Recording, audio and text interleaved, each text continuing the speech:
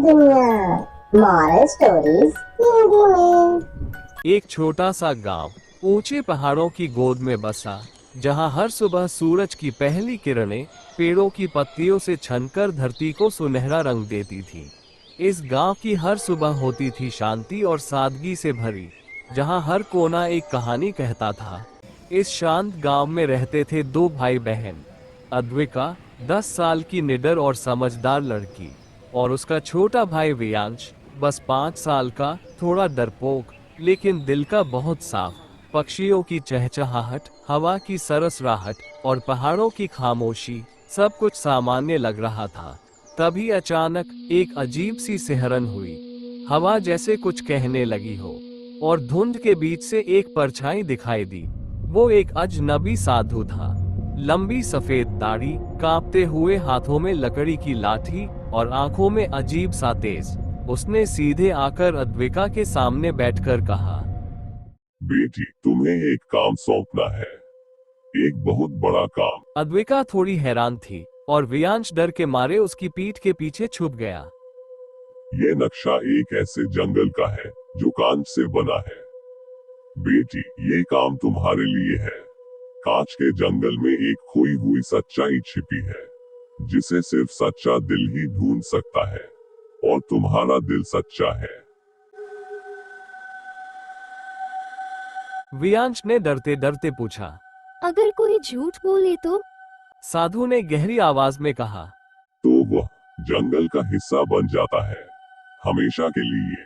ये काम मैं तुम्हें इसलिए दे रहा हूँ क्योंकि इस दुनिया में अब सच्चाई को परखने वाले बहुत कम रह गए हैं। लेकिन तुम्हारी आंखों में जो साहस और निस्वार्थ प्रेम है, वही इस जंगल की असली चाबी है। कांच के इस जंगल में एक रहस्य छिपा है, और अब समय आ गया है कि वो रहस्य बाहर आए, लेकिन सिर्फ उस इंसान के सामने जो अपने दिल की सच्चाई से इस रास्ते को तय करे। अद्विका ने वियांश की तरफ देखा, उसका हाथ थामा और फिर साधु की आंखों में झांका। हम जाएंगे, उसने दृढ़ता से कहा। लेकिन जब उन्होंने दोबारा साधु की तरफ देखा, वो गायब हो चुका था। सिर्फ धुंध में उड़ता हुआ नक्शा रह गया था, और उनके दिलों में एक सवाल, क्या सच में ऐसा जंगल होता है? नक्शा अब भी अद्विका के हाथ में था, और उसकी चमक थोड़ी और तेज हो गई थी। दोनों भाई बहन गांव की पगडंडी से बाहर निकल पड़े। पीछे रह गया उनका घर, आगे था एक अनजाना रास्ता और एक अनजानी शुरुआत। वियांश ने धीरे से पूछा, दीदी, क्या सच में हम जंगल तक पहुंच पाएंगे? अद्विका ने मुस्कुरा कर कहा, अगर दिल सच्चा है तो रास्ता खुद मिल जाएगा। सूरज अब धीरे धीरे ऊपर चढ़ने लगा था, लेकिन रास्ता और भी रहस्यमय होता जा रहा था। झाड़ियों में कुछ हलचल हुई, एक खरगोश दौड़ा और वियांश चौंक गया। फिर हवा में अजीब सी सरसराहट हुई, जैसे कोई फुसफुसा रहा हो। नक्शा अब गर्म लगने लगा था, और उस पर एक नई रेखा उभर आई थी। अद्विका ने रेखा को ध्यान से देखा और कहा, देखो वियांश, ये हमें किसी खास जगह ले जा रहा है। अचानक पेड़ धीरे धीरे हिलने लगे, और उनके बीच एक संकरा रास्ता खुल गया। वियांश ने डरते हुए चारों ओर देखा। क्या ये जंगल अब शुरू हो रहा है? अद्विका ने उसका हाथ थामा और बोली, हाँ, शायद यही है वो रास्ता। और वे दोनों साहस और जिज्ञासा के साथ उस अनजान रास्ते पर चल पड़े। जंगल की दहलीज पर खड़े अद्विका और वियांश ने पहली बार उस कांच के जंगल की झलक देखी, जहां पेड़ पारदर्शी थे और हवा में एक रहस्यमयी खामोशी फैली थी। अद्विका ने नक्शा देखा, एक सीधी राह दिखाई दी जो उन्हें जंगल के दिल तक ले जाने वाली थी। वियांश ने अद्विका का हाथ थामा। दीदी, क्या हम वापस आ पाएंगे? अद्विका मुस्कुराई। हाँ वियांश, जब तक हम सच बोलते रहेंगे, जंगल भी हमारा साथ देगा। जब दोनों जंगल में कदम रखते हैं, तो कांच के रास्ते उनकी हर हरकत को दोहराते हैं, जैसे जंगल खुद उनका हिस्सा बन गया हो। रास्ते में एक कांच का झरना मिला, जिसमें से रोशनी की लहरें निकल रही थी। वियांश ने कहा, ये पानी बोलता है। अद्विका ने पानी को छूकर देखा, और एक हल्की आवाज आई, सच बोलो, तभी रास्ते मिलेंगे। तीसरा मोड़ आया। 3 रास्ते थे, पर नक्शा सिर्फ एक दिशा दिखाता था। क्या वो सही था? हर पेड़ उनका पीछा कर रहा था, रोशनी उन्हें अंदर बुला रही थी। वियांश ने एक चमकती चिड़िया को देखा। दीदी, ये चिड़िया बोल रही है। चिड़िया जैसे उन्हें कुछ बताना चाहती थी और अद्विका ने उसके पीछे कदम बढ़ाए। कहीं अंदर एक द्वार था, कांच का बना हुआ, जिसे सिर्फ सच्चाई देख सकती थी। मैं सच बोलूंगी और अपने भाई की रक्षा करूंगी। अद्विका ने द्वार के सामने प्रतिज्ञा ली और फिर द्वार खुल गया, एक नए रहस्य की शुरुआत के साथ। द्वार के उस पार सब कुछ और भी रहस्यमय था। एक गहरी धुंध में वो धीरे धीरे आगे बढ़ने लगे। तभी एक रोशनी से भरी प्राचीन आत्मा सामने आई। मैं हूँ इस जंगल का रक्षक। ये जंगल तुम दोनों को बुलाता है, लेकिन हर राहगीर को अपनी सच्चाई साबित करनी पड़ती है। अद्विका ने पूछा। कैसे साबित करी? रक्षक मुस्कुराया। 3 चुनौतियाँ हैं, भूल भुलैया का रहस्य, दर्द की झील का सच और आत्मा की परीक्षा। हर चुनौती तुम्हारे भय, दर्द और सच को सामने लाएगी। वियांश ने घबराकर पूछा। और अगर हम हार गए तो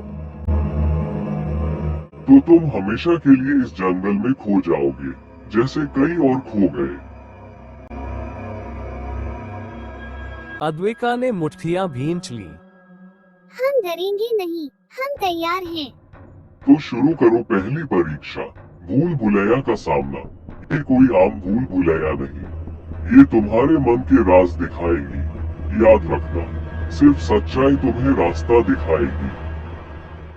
दोनों भाई बहन ने एक दूसरे की आंखों में देखा और कदम बढ़ाए, और इस तरह जंगल की पहली चुनौती का आगाज हुआ। भूल भुलैया के अंदर हर दिशा में बस आईने थे और उनमें उनकी ही परछाइयां। ये कोई साधारण भूल भुलैया नहीं थी, ये उनके मन की परछाइयों से बनी थी। वियांश ने अपने बचपन की एक भूल देखी और उसका अपराध बोध फिर से जाग गया। अद्विका को याद आया जब उसने अपने भाई को अकेले छोड़ दिया था, सिर्फ गुस्से में। भूल भुलैया भावनाओं से खेल रही थी, जितना डर उतनी ही मुश्किलें।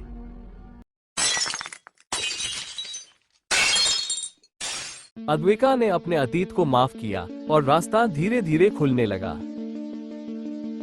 वियांश ने अपने आप को माफ किया और उसकी परछाई मुस्कुराई। जैसे ही दोनों ने अपने भीतर के डर को स्वीकारा, उन्हें रास्ता दिखने लगा। पर अंतिम परीक्षा बाकी थी। उनका सामना अब अपने डर के रूप से था। तू हमेशा सब पर हावी रहना चाहती है। परछाई बोली, उसकी आंखों में आग थी। तेरे अंदर कोई ताकत नहीं है, तू बस अद्विका के पीछे छिपता है। अद्विका बोली, हम एक दूसरे की ताकत हैं, कमजोरी नहीं। जैसे ही उन्होंने सच्चाई को स्वीकारा, अंधकार बिखर गया। पहली चुनौती समाप्त हुई और अब इंतजार था दर्द की झील का। भूल भुलैया के बाद अब उनके सामने थी दर्द की झील, शांत पर रहस्यमयी। इस झील में उनका अतीत उतर आया था, हर वो पल जो उन्हें कभी चुभा था। वियांश ने उस दिन को देखा जब दोस्तों ने उसे अकेला छोड़ दिया था। अद्विका को वो हार याद आए जब उसने खुद को ही दोषी ठहराया था। झील उन्हें अपनी ओर खींच रही थी, जैसे कह रही हो, सामना करो, भागो मत। एक नाव चुपचाप उभरी और दोनों उसमें सवार होकर झील के बीच की ओर चल पड़े। जैसे जैसे वे झील के भीतर बढ़े, दर्द और गहरा होता गया। झील के पानी से उठे दर्द के साए उनके मन की आवाज बन गए।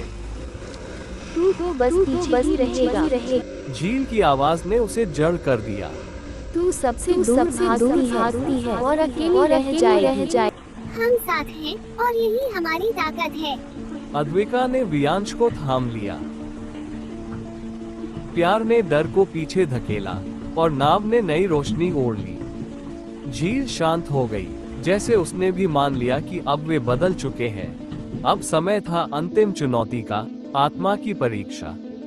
अब वे खड़े थे आत्मा की परीक्षा के द्वार पर, सबसे कठिन, सबसे सच्ची चुनौती। द्वार खुला और सामने था शून्य, जहां केवल आत्मा की आवाज गूंजती थी। वे अब जमीन से परे थे, आत्मा की रोशनी के बीच, खुद के भीतर। आत्मा का आईना चेहरा नहीं, डर दिखाता था। वियांश को दिखा अकेलापन। अद्विका ने देखा, वो खुद से नाराज थी, दूसरों को नहीं, खुद को माफ नहीं किया था। रक्षक फिर प्रकट हुआ, अब वो मार्गदर्शक नहीं, केवल दर्शक था। मैं मेरा डर नहीं हूँ। वियांश ने अपनी परछाई को रोशनी से चीर डाला। मैं खुद को माफ करती हूँ। अद्विका ने पहली बार खुद को अपनाया। टूटे हुए अंश अब जुड़ रहे थे। आत्मा ने खुद को फिर से स्वीकार किया। प्रकाश का विस्फोट हुआ, जैसे आत्मा ने उन्हें नवजीवन दे दिया हो।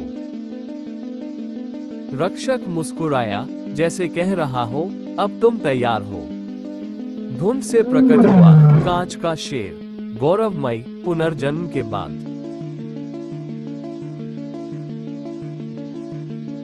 उसकी दहाड़ में न डर था, न हिंसा, केवल आत्मबल। अब वे केवल बच्चे नहीं थे, वे योद्धा थे, जिन्होंने खुद को जीत लिया था। कांच का शेर अब नभ में था, उजाले के साथ, आजादी के साथ। अद्विका और वियांश अब भय नहीं, केवल विश्वास था। नीचे का जंगल अब दूर था, जैसे कोई पुराना सपना। रक्षक ने मुस्कुराते हुए विदा ली, उसकी भूमिका पूरी हुई थी। हर कदम पर उन्हें आशीर्वाद मिल रहे थे, प्रकृति, आत्मा और यादों से।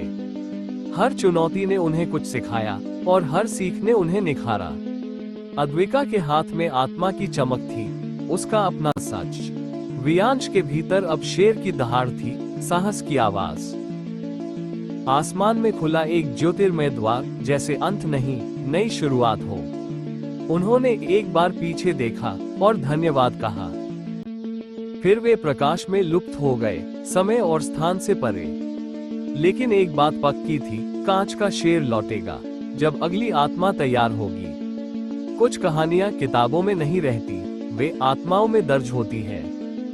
हर बच्चे में एक शेर छिपा होता है, जो डर के पार जाना चाहता है। ये सिर्फ एक जंगल की कहानी नहीं थी, ये तुम्हारी भी हो सकती है। क्योंकि साहस सवालों से नहीं, प्रयासों से आता है। और जब अगला बच्चा तैयार होगा, जंगल फिर से जीवंत होगा। रक्षक कहीं गया नहीं, वो इंतजार कर रहा है, अगले दिलेर के लिए। संकेत हमेशा मिलते हैं, बस दिल से देखना होता है। परीक्षा वो होती है, जो आत्मा को दिखा दे, यही जंगल का नियम है। और दूर से गूंजती है दहाड़, कांच का शेर जाग गया है। अब सवाल है, क्या तुम तैयार हो? Thank you for watching. Bye bye. हम मिलते हैं अगले वीडियो में। ऐसे ही वीडियो देखने के लिए वीडियो को लाइक कीजिए, सब्सक्राइब कीजिए और शेयर कीजिए।